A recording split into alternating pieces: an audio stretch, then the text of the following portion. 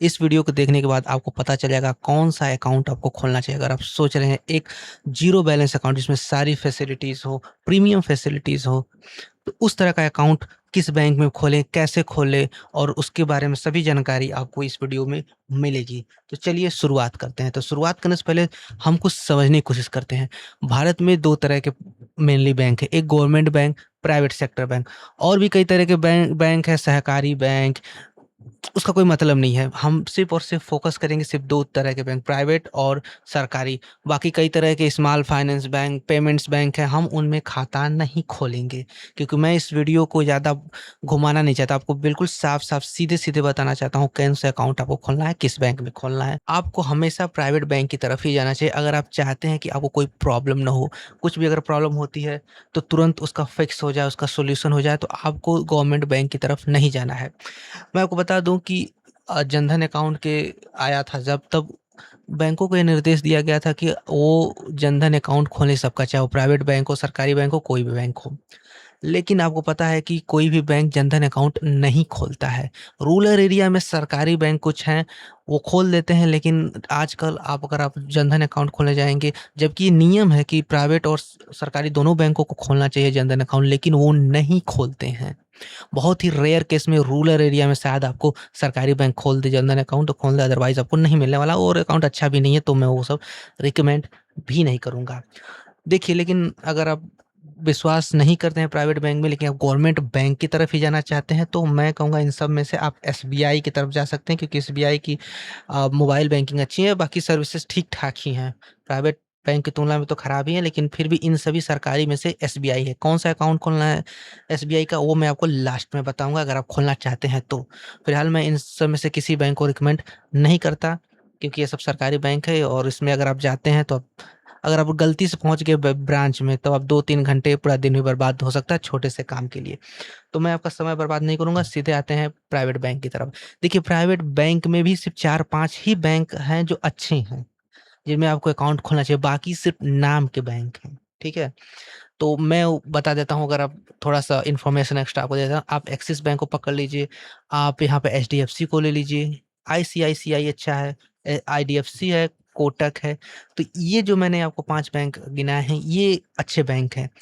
हालाँकि इनको जनधन अकाउंट खोलना चाहिए, नियम तो है, लेकिन ये कोई भी जनधन अकाउंट नहीं खोलते, ना ही इनका कोई अकाउंट है ज़ीरो बैलेंस, सिवाय एक कोटक को छोड़ के।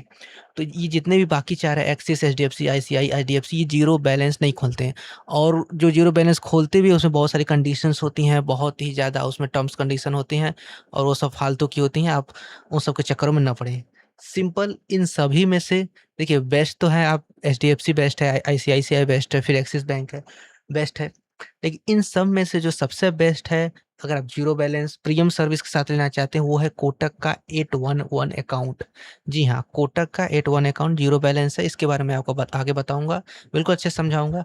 तो हमने प्राइवेट बैंक देखा, सरकारी बैंक देखा, इसमें से हमने ये चूज़ किया कि हम जाएँगे सिर्फ़ कोटक के साथ, क्योंकि यही सबसे बेस्ट ज़ीरो बैलेंस अकाउंट देता है फ़िलहाल में।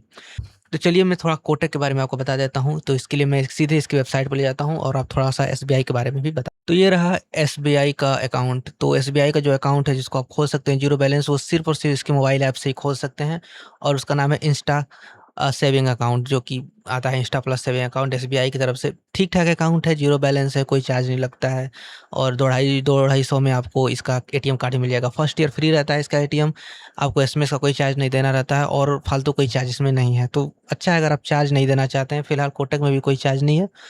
लेकिन अगर आप खोलना चाहते हैं तो एसबीआई का ये अकाउंट है, इंस्टा प्लस सेविंग अकाउंट, इसके ऐप से आप खोल सकते हैं। इसके लिए आप यूट्यूब पे बहुत सारी वीडियो देख सकते हैं कैसे इसे खोलना है, लेकिन मैं इसको रिकमेंड नहीं करता हूँ। एसबीआई है, सरकारी है, तो सरकारी को हम यहाँ से हटाएँगे, हम आते हैं प्राइवेट पे। तो ये है हमारा कोटक का 811 अकाउंट। आसान, बहुत आसान है खोलना। यहाँ पे लिखा भी हुआ है आप 3 मिनट में खोल सकते हैं। जी हाँ, 5 मिनट बहुत लगेगा, तो 5 मिनट में आप खोल सकते हैं, बहुत ईज़ी है। आपको एसबीआई का अकाउंट खोलने में आधा घंटा लगेगा, लेकिन ये कोटक का अकाउंट खोलने में 5 मिनट लगेगा। और दूसरी बात ये है कि ये ज़्यादा आपसे पूछताछ भी नहीं करते हैं वीडियो कॉल पे, और बहुत सिर्फ़ आपको आधार, पैन चाहिए बस, और ज़्यादा पूछताछ नहीं करेंगे, और आपका फटाक से अकाउंट आपको तुरंत खोल देंगे, तुरंत आपका यूपीआई एक्टिवेट हो जाएगा। जाएगा, तुरंत आपका सब कुछ एक्टिवेट हो जाएगा। कोटक में भी 2 अकाउंट आते हैं, एक होता है पूरी तरह से ज़ीरो बैलेंस है, इसमें कोई भी आपको मेंटेन नहीं करना है, और एक है सुपर अकाउंट जिसमें मेंटेन तो नहीं करना है लेकिन मंथली 10,000 डिपॉज़िट करना होता है। तो हम आपका टाइम बिल्कुल बर्बाद नहीं करेंगे सुपर अकाउंट के साथ, आप बिल्कुल ही मत खोलिए सुपर अकाउंट। आपको जाना है सिर्फ़ और सिर्फ़ कोटक वाले के ज़ीरो बैलेंस अकाउंट पे, जिसमें आपको कोई भी मंथली एवरेज नहीं रखना है, ना ही आपको कोई डिपॉज़िट करना है। तो ये जो अकाउंट आप देख सकते हैं जो ब्लैक कलर में यहाँ पे कोई आपको डिपॉज़िट नहीं करना है मंथली, आपको ज़ीरो बैलेंस है, और इसमें कोई एनुअल फ़ीस भी नहीं है, क्योंकि सुपर में आपको एनुअल फ़ीस देनी पड़ती है, इसमें कोई फ़ीस नहीं, इसमें सब यूपीआई, एनईएफटी, आरटीजीएस सब फ्री है।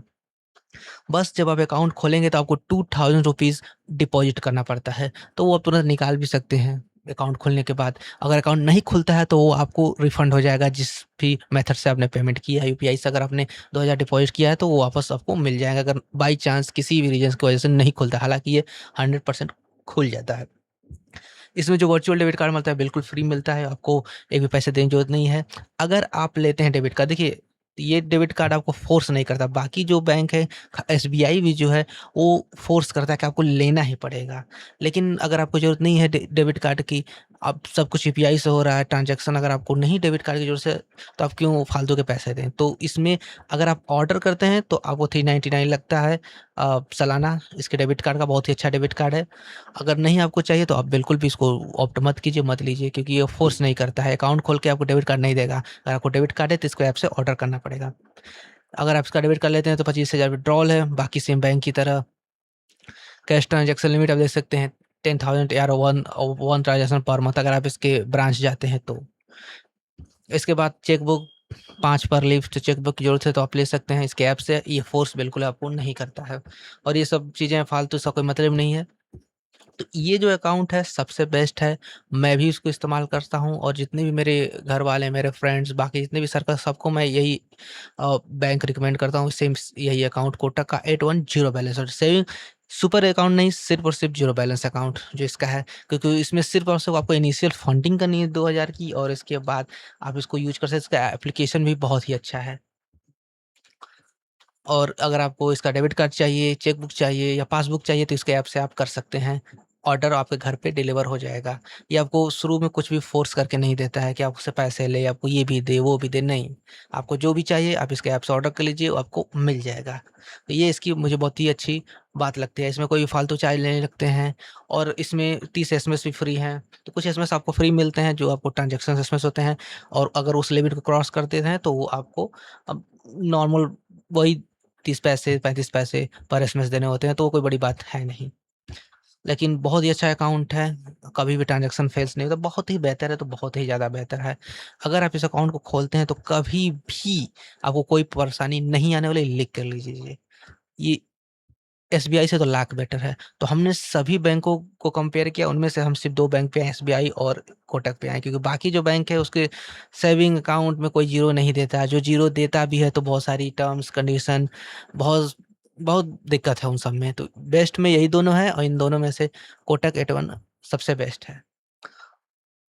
तो अगर आप इस अकाउंट को खोलना चाहते हैं तो इस अकाउंट की ओपनिंग लिंक मैं आपको डिस्क्रिप्शन में दे दूँगा। आप जैसे ही क्लिक करेंगे तो आपको अकाउंट ओपनिंग पेज खुल जाएगा। उसके बाद आप अपना आधार कार्ड डालेंगे, पैन कार्ड डालेंगे, वीडियो को ऐसे करेंगे, आपका अकाउंट खुल जाएगा। अगर आप वीडियो चाहते हैं, कैसे अकाउंट खोलना चाहते हैं तो कमेंट कीजिए, मैं आगे बना दूँगा। लेकिन आप यूट्यूब पे भी देख सकते हैं एक इसके अकाउंट खोलने की वीडियो, आपको लाखों वीडियो मिल जाएँगे, कैसे इसको खोलना है, किस अकाउंट को। 5 मिनट का काम है, बहुत ही ज़्यादा ईज़ी प्रोसेस है। जिस अकाउंट खोलना चाहते हैं इसकी लिंक मैंने डिस्क्रिप्शन में दी है, ज़रूर उस पे क्लिक कीजिए और वहाँ से अकाउंट ओपन कीजिए। तो thank you so much video देखने के लिए। अगर आपको वीडियो में इस वीडियो में आपको कोई भी कमी मिल लगे तो आप डिसलाइक कर सकते हैं, या आप हमें कमेंट में बता सकते हैं कि हमें क्या इम्प्रूव करना चाहिए।